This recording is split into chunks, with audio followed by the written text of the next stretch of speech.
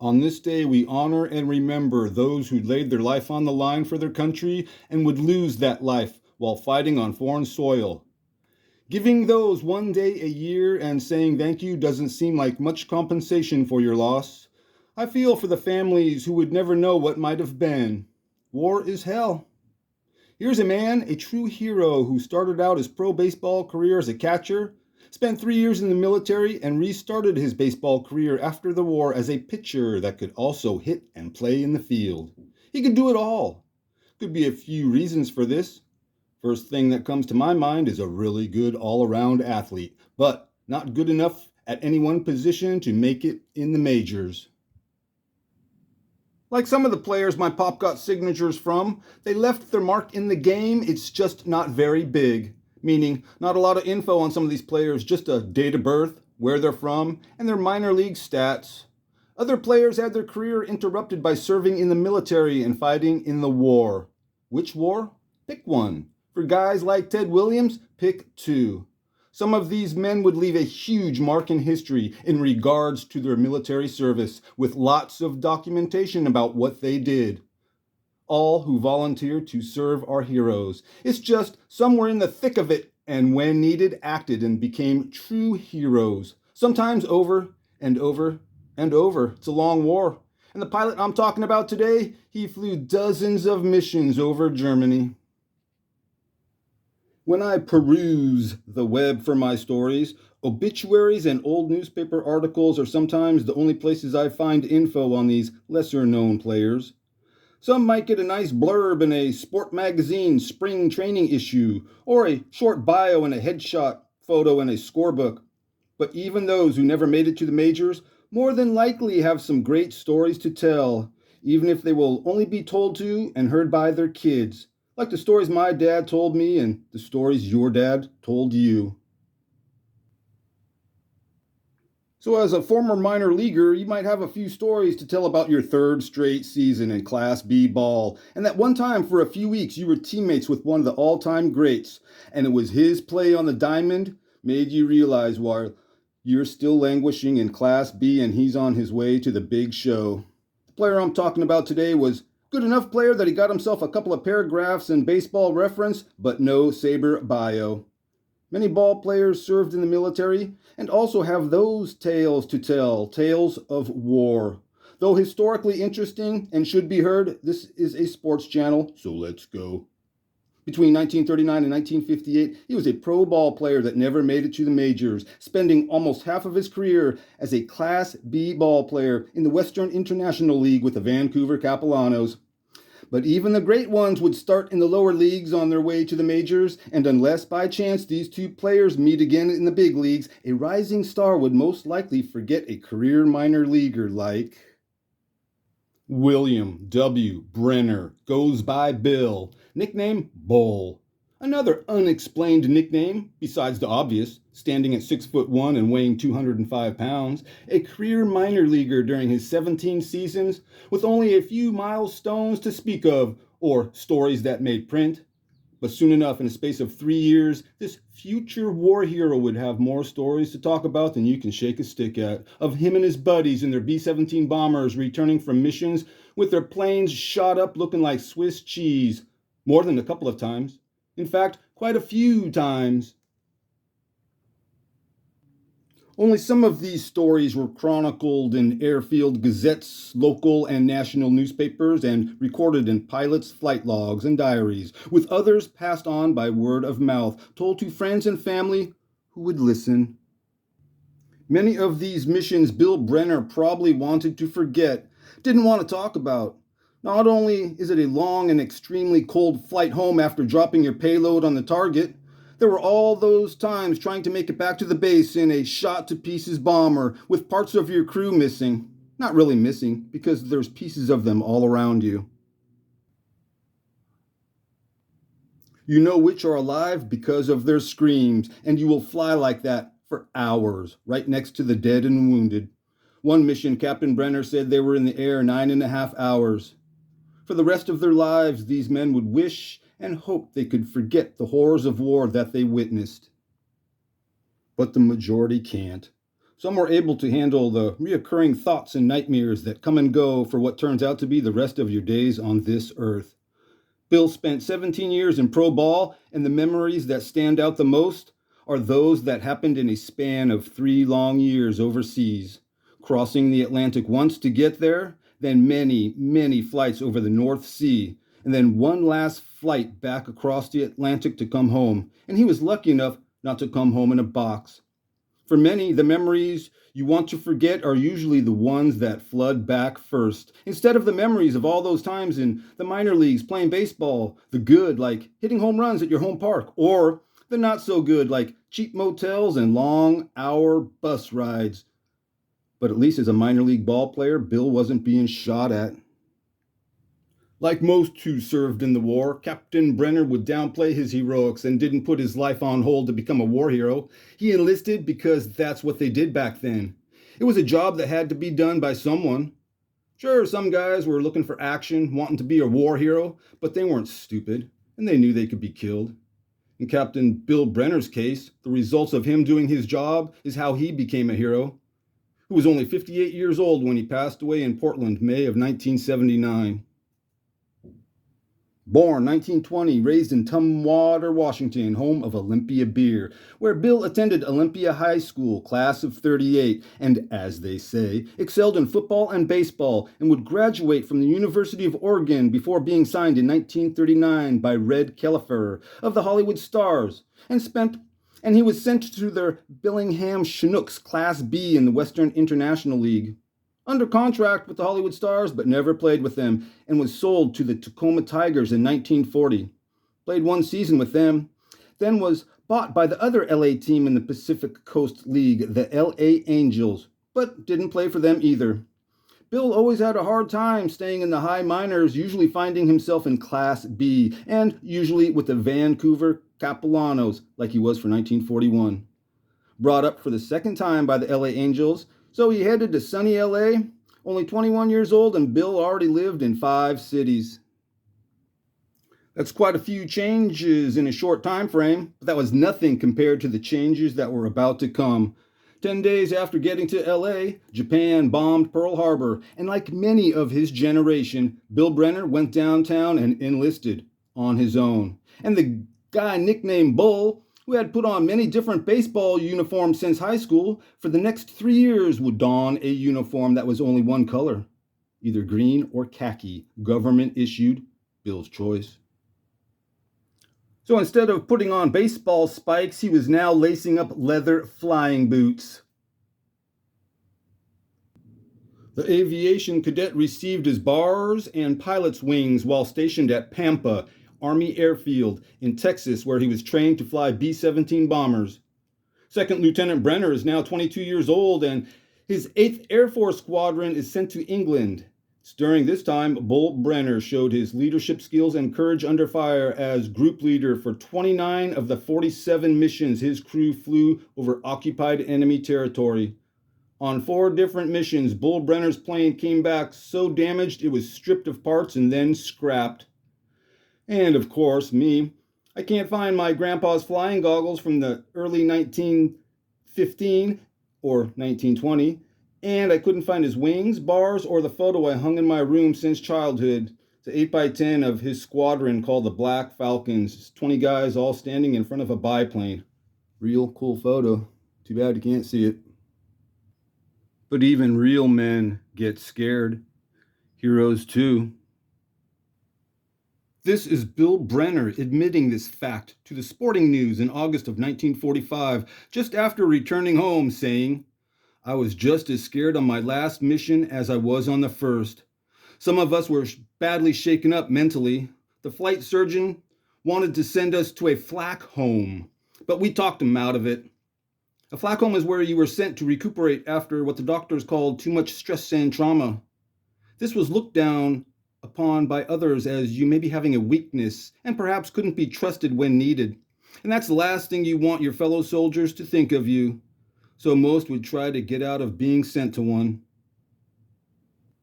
When his tour of duty ended, Captain Bill Brenner had been awarded the Distinguished Flying Cross with 2 oak leaf clusters, an honor bestowed bestowed to any member of the U.S. Armed Forces who distinguishes himself in support of operations by heroism of extraordinary achievement while participating in aerial flight. Captain Brenner was also awarded the Air Medal with 3 oak leaf clusters, a medal given for single acts of heroism or meritorious achievement while participating in aerial flight. He did all this before the age of 24, and for all that young Bill did for his country, Uncle Sam was nice enough to cut him loose 3 months before he was supposed to get out. See, not a totally thankless job. His uncle discharged him early, 1 month for every year of service. Not the best deal, but it beats getting shot down over the North Sea and ending up in Davy Jones's locker. Rejoining society was made easier for the captain when, after a few days walking around in civvies, he signed with the LA Angels again, spending all season there and with them for 1 game in 1946 before being sent back to Vancouver to play with the Capellanos again, playing with them for the next 5 seasons, finally sticking with the team. Only problem was it was Class B. He started pitching a little with the Yakima Valley Braves in 1951 with meager success, yet was really good as a pitcher in Class A with the Lewiston Broncos, going 21-11, and just as good in 1953 with 22 wins to only 12 losses, and still played in the field. For 1954, he was traded back to what must have seemed like home, Vancouver, who is now a Class A organization. Bill was 21-9 that season. So with 3 seasons of 20-plus wins under his belt, teams were looking at him, and Seattle struck first in 1955, which brings us to the time my dad met war hero Bill Brenner. 1955, my dad probably didn't know Bill Brenner was a war hero. Or maybe he did. My grandpa was stationed in Colorado and Bull Brenner in Texas during the war, and each airfield has their own newspaper. These get read by other bases, and is how they learn of each other's heroics, exploits, and tragedies. Captain Brenner definitely would have had quite a few write-ups in bases newspapers back in Texas for all the times him and his crew came back from Germany, landing in an English airfield with a plane full of holes. Maybe at breakfast one Saturday morning in 1955, my Gramps says to my dad, "Maybe Bill Brenner is pitching for Seattle today. He had a good season last year in Vancouver." And then tells my dad about how Bill Brenner was a decorated pilot who flew many missions over Germany. As my dad listens, he's probably thinking about who's going to take the mound when they go to the game, hoping to see former big leaguer the Whip Ewell Blackwell or Elmer Smokey Singleton, not some Class B pitcher he never heard of. As far as Bill Brenner's name being known back then, 10 years after the war, again, I don't know. But it comes down to this. It was a big war, but it's a small world and a tight-knit family of airmen. This is the kind of stuff that pops into my head when writing, and what would have been a short episode of an unknown minor league ball player is now long. The guy they call Bull had 2 starts on that 1955 Rainier championship team and 2 more in 1956. Both seasons as player-coach for Seattle, replacing Luke Sewell as manager towards the end of the 56 season. He was sent down to Oregon for 1957, pitching for the Salem Senators, and still in Oregon for 1958, but now in Portland, pitching for the Beavers, reuniting in the bullpen with Smokey Singleton, and he was made their assistant GM, holding the same title in 1959, but with the Sacramento Solons. Bill Brenner's playing career ended in a league, the PCL, and a class, AAA, that he never saw much of. But it must have been the leadership qualities of Captain Brenner, because between 1947 and 1957, he was a player, coach, or manager on just about every team he played for, with a real good managerial record. His teams finished in first place 3 times, second place twice, and 3 times were league champs. He was a coach in 3 leagues and in 3 classes of ball. As a manager, his winning percentage was never under 50%. Playing 17 seasons of minor league ball, 10 of those in Class B, mostly in Vancouver, never once making it to the major leagues. And it's like a few of the players I talk about, career minor leaguers known only by the fans who saw them play back in the day. Like my dad, my Uncle Frank, and my grandpa. Only my 82-year-old pop and my cousin Mike are left. Mike is Frank's boy. But even today, there's a few old-timers in Vancouver who remember Bull Brenner hitting some of his 84 home runs into the seats for the Capellanos. Just like my dad and his friends who are still around remember some of the players hitting homers at Seal Stadium some 70 years ago. For 2 years, Bill Brenner and his men flew on dozens of combat missions, and their experiences with the passage of time are forgotten, except for their families passing on the stories to those who would listen, retain, and hopefully pass on to the next generation, keeping alive the memory of what these men did and understand why they had to do it. Except for me and Ed, our family stories about the times fighting in the war will soon be forgotten. Some kids just ain't into sports or military history, even if it involves their own family. To kids nowadays, it seems like ancient history, which it is. When I was 25 years, it seemed like a long time away. Now, that's a blink of an eye and the kick of a can. Today, there's too many flashy distractions and everything has to be fast and instant. You can play an arcade game in your hand while watching a free movie on the bus. Back in the 70s, things were slow. Me and Crookshank, we'd walk up the street that we just call El Camino, and we'd go to Golfland. Mini putt-putt golf. But we didn't do that. We played pinball machine for hours on Friday and Saturday nights, and every summer for 2 years.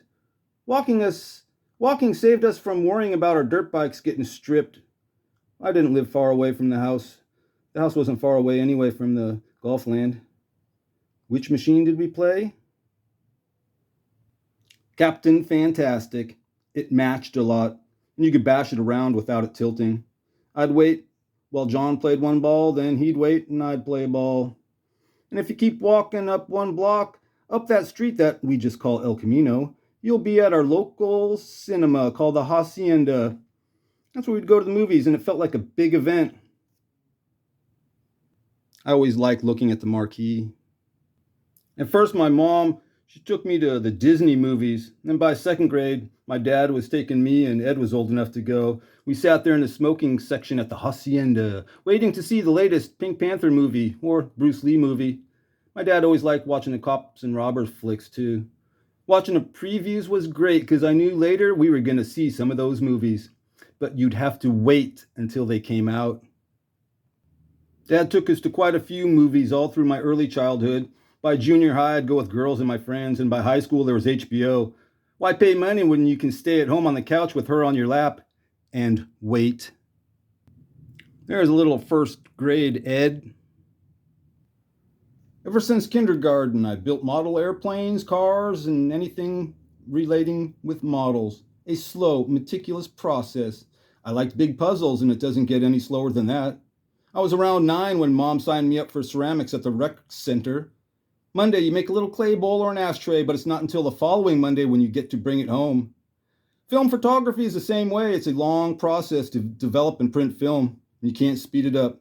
Point is, I learned patience, and so did all the other kids in my generation, because times were slower. I read a lot of books that I got from the library that I had to go get, and I can count on one hand how many TV channels we had. Maybe one hand in my right foot, but really, there was 4. And 1 local and 3 PBS stations, a few more on UHF. You're not so much taught patience, it's learned through experience of having to wait for what you want, even if what you want is to watch something as stupid as The Flying Nun or Gilligan's Island. As for family history, there's the fact I've always surrounded myself with things that had to do with my dad, grandpa, and my 2 uncles, Tony and Frank. This meant anything having to do with sports, motorcycles, fast cars, and the military. My main point is it all revolved around my family.